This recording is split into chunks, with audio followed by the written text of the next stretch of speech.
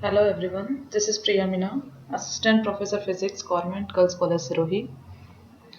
बच्चों, हम BSc part third का quantum mechanics atomic and molecular physics यानी कि पेपर फर्स्ट का लेक्चर 3 शुरू कर रहे हैं। लेक्चर हमने पिछले 2 लेक्चर्स में हमने पढ़ा था कि क्वांटम मैकेनिक्स की शुरुआत कहाँ से हुई।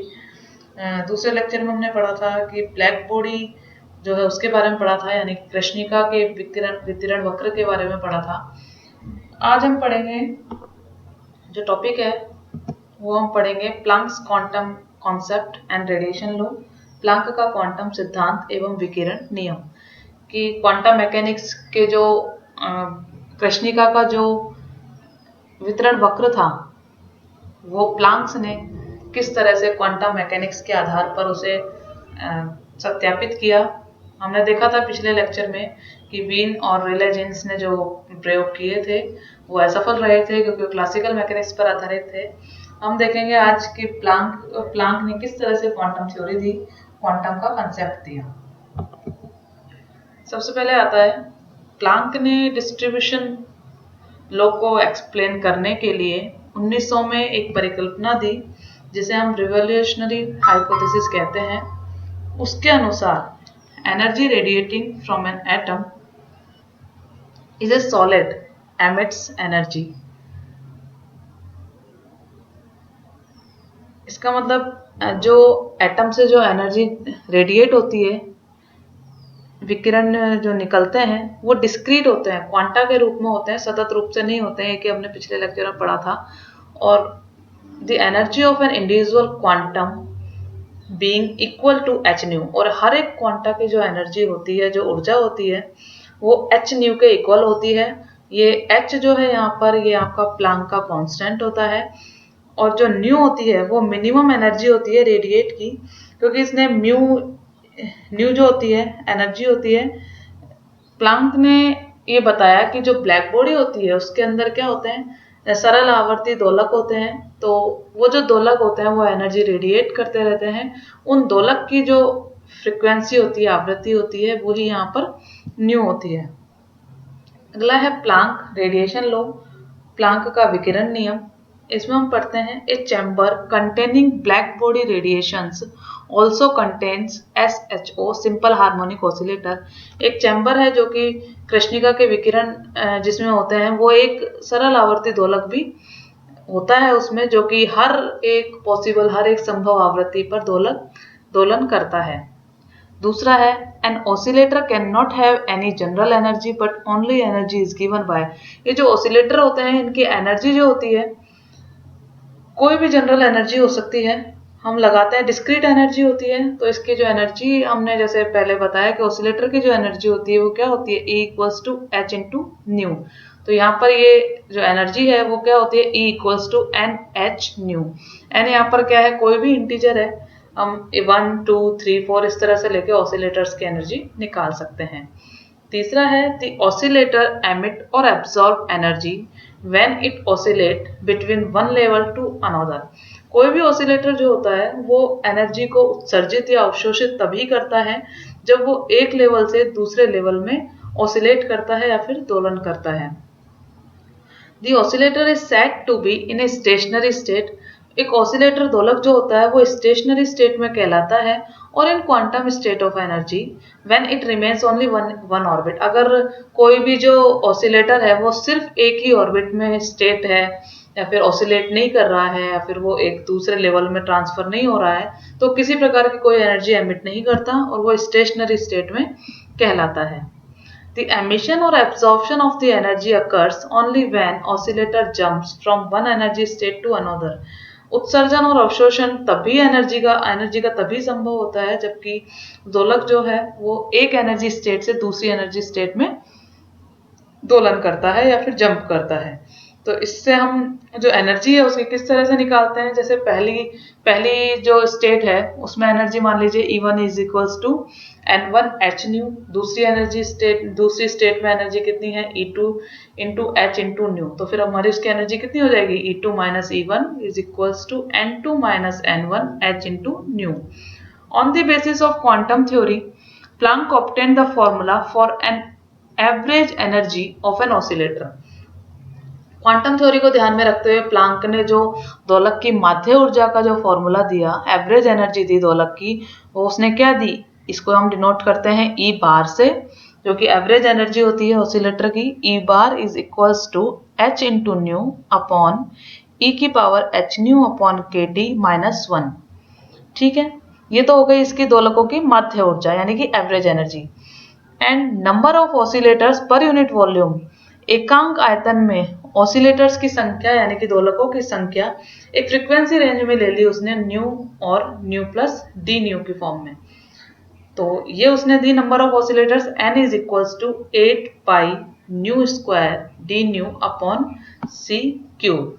ठीक है, इन दोनों फॉर्मूलाज को देखते हुए टोटल एनर्जी अगर हम निकालें, total energy per unit volume in frequency range new and new plus D new, जो कुल ऊर्जा है पर यूनिट वॉल्यूम के लिए एक फ्रीक्वेंसी रेंज न्यू और न्यू प्लस डी न्यू में, तो क्या हो जाएगी। पिछला हमने देखा ई बार हमारा क्या था, ई बार मल्टीप्लाई बाय अगर हम एन करेंगे तो ये हमारे पास क्या आ जाएगी, इसकी कुल ऊर्जा आ जाएगी, क्योंकि माध्य ऊर्जा क्या है ई बार, और नंबर ऑफ ऑसिलेटर्स कितने दिए हुए हैं एन। तो यहाँ पर हमारे पास E nu into D nu यानी कि total energy per unit volume कितनी आ जाएगी, पर प्रति एकांक आयतन में E nu D nu is equals to 8 pi H nu cube upon C cube into 1 upon E की power H nu upon K T minus 1 into D nu. हम जानते हैं एच न्यू इक्वल्स टू क्या होता है, सी, और new की value इस हिसाब से क्या हो जाएगी, सी अपॉन लैम्डा।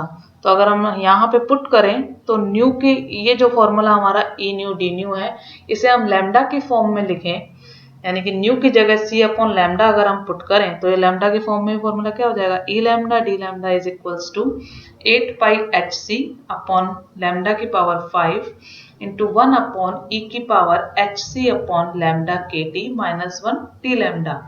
ये जो हमारे पास रिलेशन प्राप्त होता है ये क्या है, टोटल एनर्जी है, और ये रिलेशन जो क्या कहलाता है, यही कहलाता है प्लांक्स रेडिएशन लॉ, प्लांक का विकिरण नियम।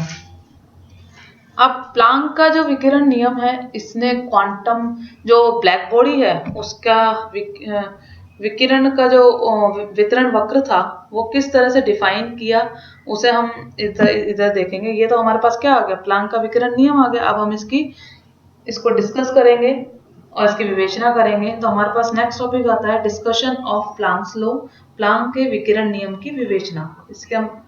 इससे हम ब्लैक बॉडी के वितरण नियम को निकालेंगे। Planck's radiation law explain very well the experimental facts for whole range of wavelength। पहले हमने देखा था कि जो वीन्स ने जो एक्सपेरिमेंट किया था ब्लैक बॉडी रेडिएशन डिस्ट्रीब्यूशन वक्र पे, तो वो केवल स्मॉल वेवलेंथ के लिए था, यानी कि जो कम छोटी जो तरंग दैर्ध्य वाले हैं उनके लिए था, और जो रेले जीन्स ने जो प्रयोग किया था वो लॉन्गर वेवलेंथ के लिए था, यानी कि हायर जो तरंग दैर्ध्य हैं उनके लिए था। प्लांक का जो लॉ है वो एक्सपेरिमेंटली सारे फैक्ट्स को, यानी कि सारी रेंज को, स्मॉलर वेवलेंथ और लॉन्गर वेवलेंथ दोनों ही प्रकार की वेवलेंथ की रेंज को एक्सपेरिमेंटल एक्सप्लेन करता है। दैट इज वीन विकिरण नियम तथा रेले जीन्स विकिरण के नियम को प्लांक के विकिरण के नियम से व्युत्पन्न किया जा सकता है, ये हम देखेंगे। अब हम अगर इस प्लांक जी ने जो ये लॉ दिया है, ये लैम्डा डी लैम्डा, ये वाला जो फॉर्मूला है, इसे सबसे पहले हम स्मॉलर वेवलेंथ के लिए निकालेंगे। तो for smaller wavelength radiation Planck तरंग दैर्ध्य विकिरण क्या हो जाएगा, इसके लिए स्मॉलर वेवलेंथ के लिए क्या हो जाएगा, H C upon lambda T is very very greater than lambda, यानी कि लैम्डा क्या है यहाँ पे बहुत छोटा है। तो हमारी ये जो टर्म है ई की power H C upon lambda K T, ये एक से बहुत ही ज्यादा होगी एक्सपोनेंशियल टर्म। तो हम ये जो पीछे फॉर्मूला है प्लांक का रेडिएशन लॉ, इसमें क्या करेंगे, ई की power H C upon lambda K T, ये बहुत ज्यादा है एक से, तो इसके डिनोमिनेटर में जो 1 आ रहा है इसे हम क्या कर देंगे, नेग्लेक्ट कर सकते हैं। तो हमारे पास ई लैम्डा डी लैम्डा कितना आ जाएगा, 8 pi H C upon lambda की पावर 5 1 अपॉन ई की power H C upon lambda K T D lambda. इसे हम एक्सपोनेंशियल टर्म को ऊपर लेकर जाते हैं तो ये आएगा 8 pi H C upon lambda की पावर 5 ई की power minus H C upon lambda K T D lambda. अब यहाँ पर हम मान लेते हैं कि 8 pi H C is equals to A, यानी कि ये कोई कांस्टेंट ए मान लेते हैं और एच सी अपॉन के को कोई कांस्टेंट स्मॉल ए मान लेते हैं। तो हमारे यहाँ पर ई लैम्डा डी लैम्डा कितना मिल जाएगा हमें, ए अपॉन लैम्डा की पावर 5 ई की power minus A upon lambda D D lambda. ये हमारे पास क्या मिल गया, वीन्स का रेडिएशन लो, यानी कि हमने प्लांक के रेडिएशन लो से वीन्स का रेडिएशन लो तो हमने प्रूफ कर दिया। नेक्स्ट अगर हम लेते हैं लॉन्गर वेवलेंथ के लिए प्लांक का लो, तो इसमें हम लॉन्गर वेवलेंथ के लिए क्या हो जाएगा, H C upon K T is very very less than lambda, तो ई की power H C upon lambda K T, ये इसे हम एक्सपोनेंशियल टर्म जो है इसे हम एक्सपेंड कर सकते हैं। एक्सपोनेंशियल टर्म को एक्सपेंड करने के लिए हम जानते हैं कि अगर ई की पावर एक्स होता है तो इसे हम किस प्रकार से खोल सकते हैं, 1 plus x square upon factorial 2 plus and so on. तो हम ये जो एक्सपोनेंशियल टर्म है हमारे पास ई की power H C upon lambda K T, तो इसे हम खोल सकते हैं 1 plus H C upon lambda K T and so on. आगे की टर्म जो होती है वो छोटी होती है तो उन्हें हम नेग्लेक्ट कर सकते हैं। अब ये जो वैल्यू है ये हम प्लांक के रेडिएशन लॉ में पुटअप अगर हम करें तो E lambda D lambda is equals to 8 pi H C upon lambda की पावर 5, ये हो जाएगा हमारे पास 1 अपॉन ई की power H C upon lambda K T को हमने क्या लिख दिया, 1 plus H C upon lambda K T, साथ में क्या था हमारे पास -1 इंटू डी लैम्डा, 1 से 1 कैंसिल हो गया। यहाँ पे हमें जो प्राप्त होता है वो होता है 8 पाई के टी अपॉन लैम्डा की पावर 4 डी लैम्डा। ये जो है ये क्या है, रेले जीन्स का लॉ है, इसलिए हम ये कह सकते हैं कि प्लांक के रेडिएशन लॉ से पूरा स्पेक्ट्रम जो ब्लैक बॉडी रेडिएशन, जो ब्लैक बॉडी विकिरण का पूरा जो स्पेक्ट्रम है वो समझाया जा सकता है, चाहे वो स्मॉलर वेवलेंथ के लिए हो या फिर लॉन्गर वेवलेंथ के लिए। थैंक यू बच्चों। नेक्स्ट जो हम कल के लेक्चर में पढ़ेंगे वो हम पढ़ेंगे फोटो इलेक्ट्रिक इफेक्ट, क्वांटम की थ्योरी से फोटो इलेक्ट्रिक इफेक्ट को किस तरह से समझाया जा सकता है, इसके बारे में कल हम पढ़ेंगे। Thank you.